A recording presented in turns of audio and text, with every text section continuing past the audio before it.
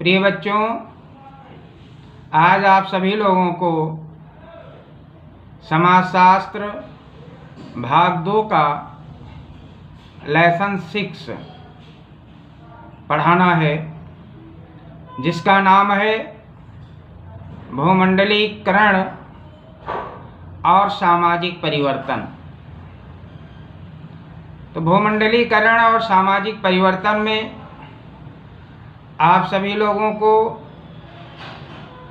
किन किन प्रकरणों पर अध्ययन करना है, उस पर वादन करना है, जिसे आप ध्यानपूर्वक सुनेंगे, स्मरण करेंगे, चिंतन करेंगे और अपने कॉपी में लिखेंगे। पहला प्रकरण है भूमंडलीकरण, दूसरा है उदारीकरण, तीसरा है भूस्थानीकरण और चौथा है निजीकरण। आर्थिक सुधार, पारराष्ट्रीय निगम, ज्ञानात्मक अर्थव्यवस्था, निर्यातोन्मुखी आर्थिक। इन महत्वपूर्ण बिंदुओं पर चर्चा करनी है, आप सभी लोगों को समझना है। तो अब आप सभी लोगों को हम ले चलते हैं भूमंडलीकरण क्या है। भूमंडलीकरण से आशय उस व्यापक अवधारणा से है जिसका मौलिक मंतव्य यह है कि प्रत्येक राष्ट्र को विश्व स्तर पर उपलब्ध अवसर, संसाधन, ज्ञान, तकनीक सुगम रूप से उपलब्ध होने चाहिए, उसे भूमंडलीकरण कहते हैं। नंबर 2, उदारीकरण। उदारीकरण से आशय नियंत्रित अर्थव्यवस्था के अनावश्यक प्रतिबंधों को क्रमशः घटाना है। इस नीति के अंतर्गत अर्थव्यवस्था पर शासन के नियंत्रण में शिथिलता लाई जाती है, तथा अंत में समाप्त कर दिया जाता है। भूस्थानीकरण। भूस्थानीकरण से आशय भूमंडलीय के साथ स्थानीय का मिश्रण है। निजीकरण। निजीकरण का संबंध मिश्रित अर्थव्यवस्था से होता है। हमारे देश की अर्थव्यवस्था मिश्रित अर्थव्यवस्था है। मिश्रित अर्थव्यवस्था में सरकार के नियंत्रण वाले सार्वजनिक उपक्रमों को निजी हाथों में सौंपना ही निजीकरण कहलाता है। आर्थिक सुधार। आर्थिक सुधारों से आशय अर्थव्यवस्था में किए गए उन सुधारों से है जिनसे नियंत्रित अर्थव्यवस्था में लचीलापन लाया जाता है। पारराष्ट्रीय निगम। पारराष्ट्रीय निगम से आशय उन कंपनियों से है जो अनेक राष्ट्रों में अपने माल का उत्पादन करती हैं तथा तैयार माल को अनेक देशों में बिक्री के लिए भी उपलब्ध कराती हैं। उन्हें पारराष्ट्रीय निगम कहते हैं। ज्ञानात्मक अर्थव्यवस्था। ज्ञानात्मक अर्थव्यवस्था से आशय उस अर्थव्यवस्था से है जिसके अंतर्गत अधिकांश कार्य बल वस्तुओं के वास्तविक भौतिक उत्पादन अथवा वितरण में संलग्न नहीं होता है, बल्कि उनके डिजाइन, विकास, प्रौद्योगिकी, विपणन, बिक्री तथा सर्विस आदि में संलग्न होता है। उसे ज्ञानात्मक अर्थव्यवस्था कहते हैं। इसी के साथ निर्यातोन्मुखी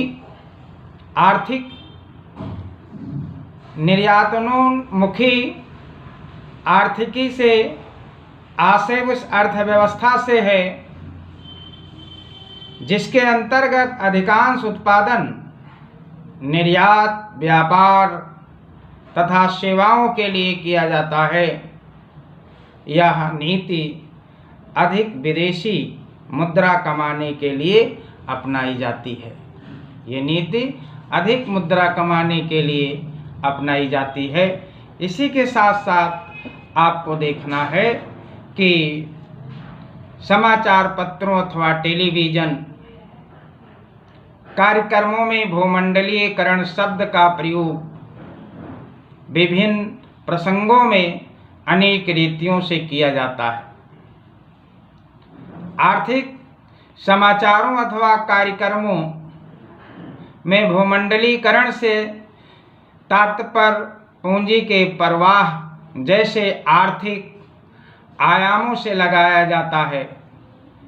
राजनीतिक समाचारों अथवा कार्यक्रमों में इसका तात्पर्य सरकार की बदलती हुई भूमिका पर ध्यान दिलवाता है।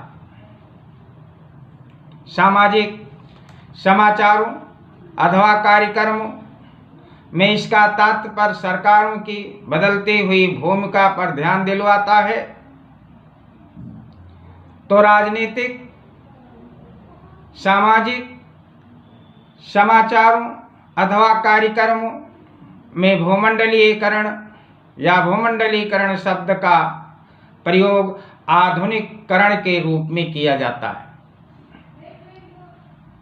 नौयुवाओं पर इलेक्ट्रॉनिक मीडिया का प्रभाव अथवा विदेशी विश्वविद्यालयों का भारतीय शिक्षा पर प्रभाव जैसे विषयों का विवेचन इसी रूप में किया जाता है।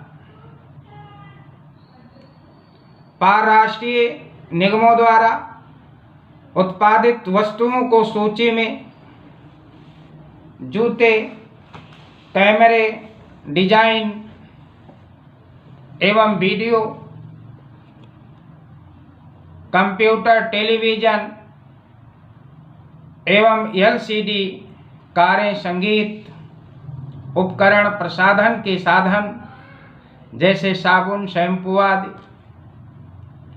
कपड़े, खाद्य, चाय, कॉफी, दूध, पाउडर, चॉकलेट आदि को सम्मिलित किया जा सकता है।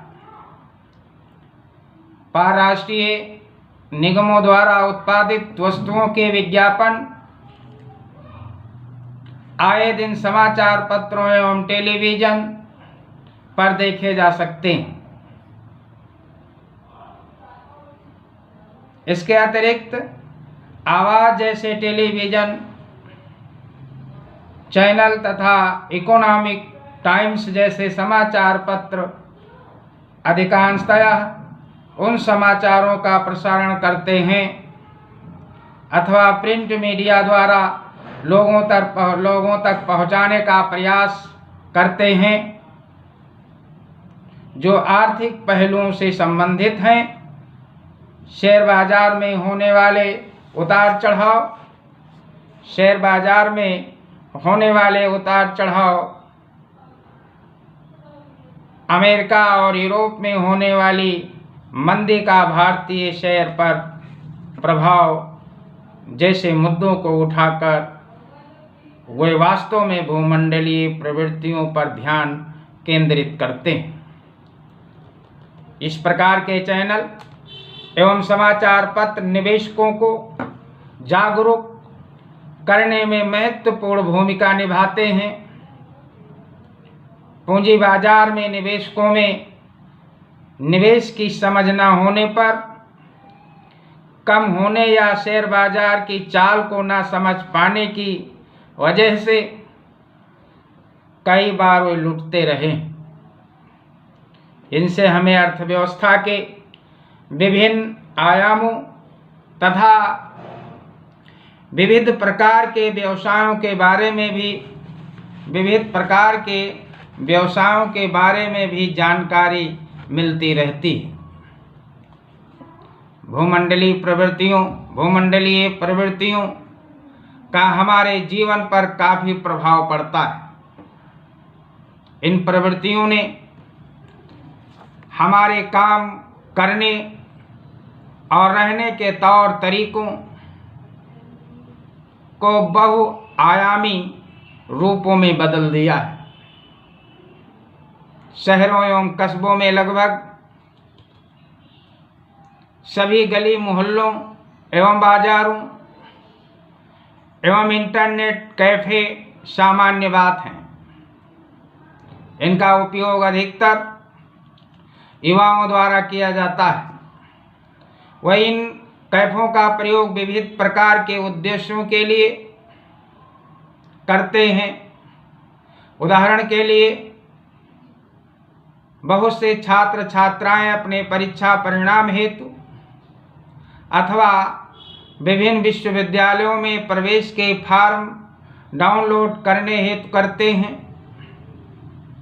बहुत से लोग अपनी योग्यता अनुसार नौकरी की तलाश विभिन्न वेबसाइट पर जाकर करते हैं, पता लगाते हैं। विविध प्रकार की जानकारी प्राप्त करने हेतु भी इंटरनेट कैफे का प्रयोग किया जाता है।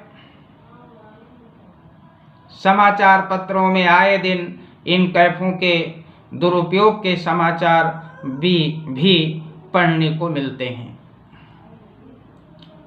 बहुत से युवक युवतियों इन कैफों में अश्लील वेबसाइटों को एक्सेस करते हैं तथा अश्लीलता वाली फिल्मों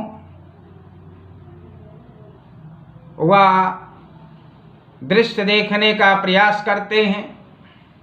अधिकांशतः इंटरनेट कैफे में टेलीफोन एवं फैक्स की सुविधा भी उपलब्ध होती है। भारत में सेल फोनों के प्रयोग में आश्चर्यजनक समृद्धि हुई है और अधिकांश नगर में रहने वाले युवाओं के लिए सेल फोन उनके जीवन का एक अंग बन गया है। भारत में मोबाइल सेवाएं सन 1996 ईस्वी में प्रारंभ की गई थी। प्रारंभ के 5-6 वर्षों में इसके ग्राहकों में सतत वृद्धि का मासिक औसत 50,000 से 1 लाख के बीच था। प्रारंभिक वर्षों में धीमी समृद्धि के कारण मोबाइल हेडसेटों की अधिक कीमत थी। साथ ही इन टेलीफोनों की शुल्क दरें भी ऊंची थीं। सन 1999 में उपभोक्ता हितैषी दूरसंचार नीति लागू की गई, जिससे मोबाइल ग्राहकों की संख्या में वृद्धि होने लगी। सितंबर 2006 ईस्वी में भारत के पास 12.3344 करोड़ मोबाइल थे तथा इसका स्थान पूरे विश्व में चौथा था। सबसे ऊपर चीन 40.8 करोड़ मोबाइल फ़ोन, फिर संयुक्त राज्य अमेरिका 17.0 करोड़ मोबाइल फ़ोन तथा रूस 13.0 करोड़ मोबाइल फ़ोन का स्थान था। भारत के सेल फोनों के प्रयोग में हुई आश्चर्यजनक समृद्धि का कारण हेडसेटों की कीमत तथा शुल्क में अत्यधिक कमी रही। देश में सेल फोनों प्रदान करने वाली कंपनियों में होड़ तथा ट्राई द्वारा उठाए गए कदमों में परिणाम स्वरूप आज भारत में जितने सस्ते सेल फोन हैं उतने शायद किसी अन्य देश में नहीं हैं। लैंडलाइन फोनों की तुलना में सेल फोन जेब में रखे जा सकते हैं तथा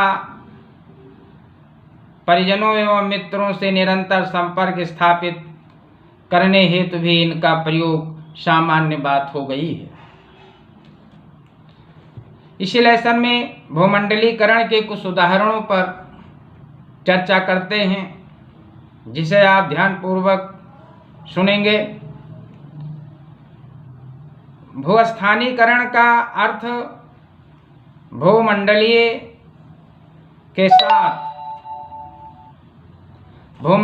के साथ स्थानीय का मिश्रण। यह एक ऐसी राजनीति है जो अक्सर विदेशी फर्मों द्वारा अपना बाजार बढ़ाने के लिए स्थानीय परंपराओं के साथ व्यवहार में लाई जाती है। उदाहरण के लिए अनेक विदेशी टेलीफोन चैनलों जैसे Star, MTV, channel B, cartoon network आदि भारत में अपने कार्यक्रम प्रसारित करने हेतु भारतीय भाषाओं का प्रयोग करते हैं। भारत में अपने निरामिष मैकडॉनल्ड्स विशुद्ध निरामिष हो जाता है। संगीत के क्षेत्र में bhangra pop, indipop, fusion music, यहाँ तक कि रिमिक्स गीतों की बढ़ती हुई लोकप्रियता को भी भूस्थानीकरण के उदाहरण के रूप में ही देखा जा सकता है। इसी तरह क्या बॉलीवुड द्वारा तैयार की गई फिल्मों में कोई परिवर्तन हुआ है? अगला प्रकरण है, क्या बॉलीवुड द्वारा तैयार की गई फिल्मों में कोई परिवर्तन हुआ है? आज बॉलीवुड द्वारा तैयार की गई फिल्मों में काफी परिवर्तन आया है। अंग्रेजी शासन काल में जब बॉलीवुड द्वारा फिल्में बनाई जाने लगी तो उनमें से अधिकांश ऐतिहासिक, जैसे राजा हरिश्चंद्र, सम्राट अशोक, राणा प्रताप, श्याम सुंदर, सिकंदर, भक्त प्रहलाद, सती पद्मिनी आदि थीं। स्वतंत्रता के पश्चात अंग्रेजी शासनकाल में हुए शोषण, स्वतंत्रता संग्राम पर आधारित देश प्रेम से संबंधित फिल्मों तथा देश विभाजन पर आधारित फिल्में बनाई जाने लगी। पुकार, क्रांति, वतन के रखवाले, मेरी आवाज सुनो, तमस, मजदूर, महात्मा गांधी, चरखा, हकीकत, सात हिंदुस्तानी, हिंदुस्तान की कसम, प्रतिबंध, बॉर्डर, हम हिंदुस्तानी, नया दौर, दो आंखें 12 हाथ, सजाए काला पानी आदि प्रमुख हैं। पिछले कुछ दशकों में रोमांस एवं प्यार, मारधाड़ एवं अपराध, आतंकवाद आज से संबंधित फिल्मों की भरमार रही हैं। एक समय था जब कहानियों को स्थानीय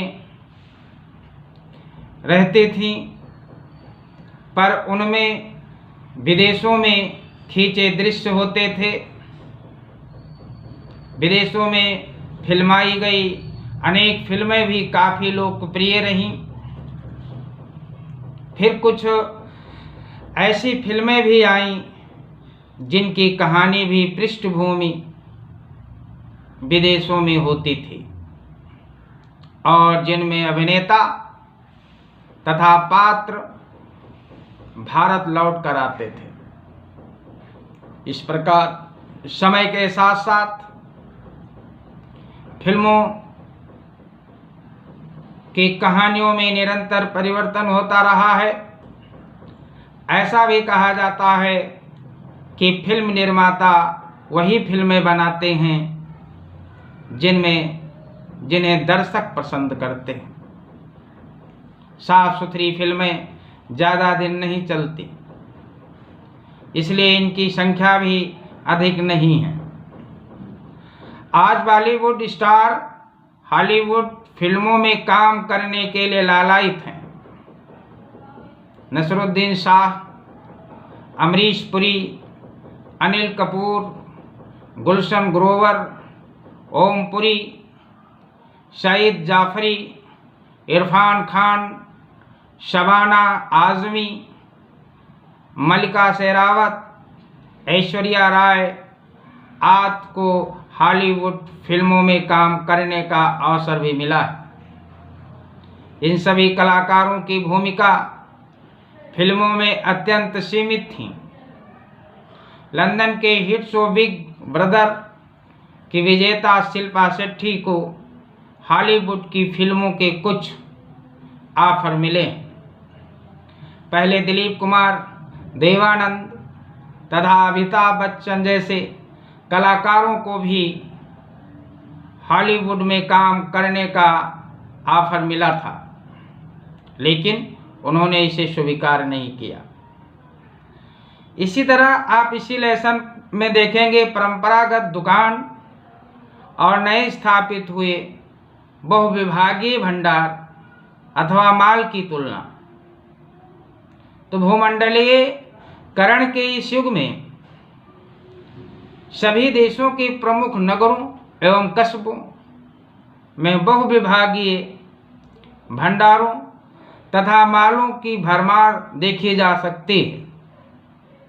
बहुविभागीय भंडारों तथा मालों में परंपरागत दुकान की तुलना में बेची जाने वाली वस्तुएं ही नहीं बदल गई, आपित खरीदारी का अर्थ भी बदल गया। परंपरागत दुकानें केवल कुछ विशेष प्रकार की आवश्यकताएं की पूर्ति करने में ही सहायक थीं। उदाहरण के लिए दालें लेने के लिए परचून की दुकान पर जाना पड़ता था, कपड़ा लेने के लिए कपड़े की दुकान पर तथा कोई अन्य सामान खरीदने हेतु संबंधित दुकान पर। अब बहुविभागीय भंडारों तथा मालों में एक ही छत के नीचे प्रत्येक वस्तु उपलब्ध है। विक्रय हेतु सभी वस्तुओं की अच्छी तरह से दर्शाया गया है। साथ ही बहुत से बहुविभागीय भंडारों तथा मालों में आए दिन ऐसी स्कीमें आती रहती हैं जिनमें कोई एक वस्तु खरीदने पर दूसरी वस्तु फ्री में मिल जाती है, अर्थात एक वस्तु की कीमत में दो वस्तुएं मिल जाती हैं। कुछ विशेष रकम की खरीदारी पर निश्चित मूल्य की अन्य वस्तुएं भी मुफ्त में देने की अनेक स्कीमें बहुविभागीय भंडारों तथा मालों में चलती रहती हैं। इनमें जाने वाले ग्राहकों की खरीदारी का ढंग परंपरागत दुकानों से खरीदने से भिन्न होता है।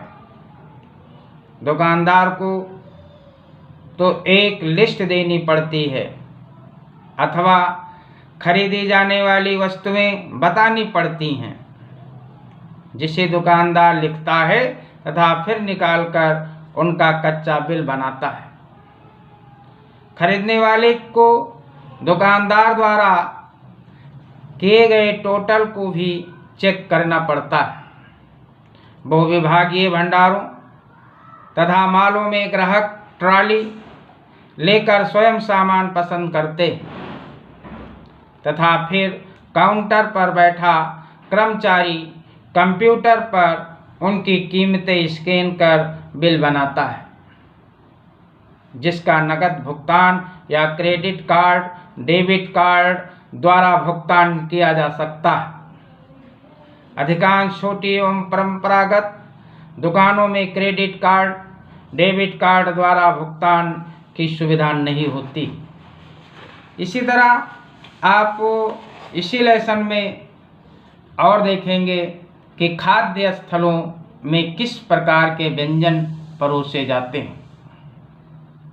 नए खाद्य स्थलों पर फास्ट फूड रेस्टोरेंटों की कार्यशैली निश्चित रूप से भूमंडलीय है। पिज़्ज़ा हट जैसे फास्ट फूड रेस्टोरेंट में जो खाद्य पदार्थ मिलते हैं वे भूमंडलीय प्रकृति के होते हैं, अर्थात जो पदार्थ आपको भारत में मिल जाते हैं वह इन्हीं रेस्टोरेंट में चीन, अमेरिका या किसी अन्य देश में भी मिलता है। इनमें खाद्य पदार्थ बनाने एवं पकाने हेतु अत्याधुनिक मशीनों का प्रयोग किया जाता है। साथ ही इन रेस्टोरेंटों में बहुराष्ट्रीय कंपनियों के शीतल पेय, कोक, पेप्सी आदि की मशीनें भी होती हैं तथा ग्राहक काफ़ी मात्रा में इन शीतल पेय पदार्थों का प्रयोग करते हैं। परोसे जाने वाले व्यंजन निरामिष और मांसाहारी दोनों प्रकार के होते हैं। मांसाहारी व्यंजनों में मछली एवं चिकन का ही अधिकतर प्रयोग किया जाता है। नए खाद्य स्थलों एवं फास्ट फूड रेस्टोरेंटों में कोई भी सामान खरीदने से पहले इसका पूरा भुगतान करना पड़ता है। साथ ही स्वयं परोसे गए खाद्य पदार्थों को टेबल तक ले जाना पड़ता है, अर्थात इनमें सेल्फ सर्विस अधिक होती है। वेटर की सेवाओं हेतु अतिरिक्त मूल्य चुकाना पड़ता है। प्रिय बच्चों, शेष भाग इस लेसन का कल आप सभी लोगों को पढ़ाएंगे और आप सभी लोगों से अनुरोध है कि पीछे जो हमने आप सभी लोगों को पढ़ाए हैं और प्रश्नों के उत्तर प्रेषित किए हैं, उम्मीद है कि आप सभी लोग कर लिए होंगे और आशा करते हैं कि आप स्वस्थ होंगे, निरोग होंगे, मन लगा करके पढ़ रहे होंगे। ये हमारी सोच है और विश्वास है। माँ सरस्वती से प्रार्थना करता हूँ कि आप सभी लोग मन लगा करके पढ़ें, आने वाली परीक्षाओं में अच्छे अंक प्राप्त करें। जय हिंद।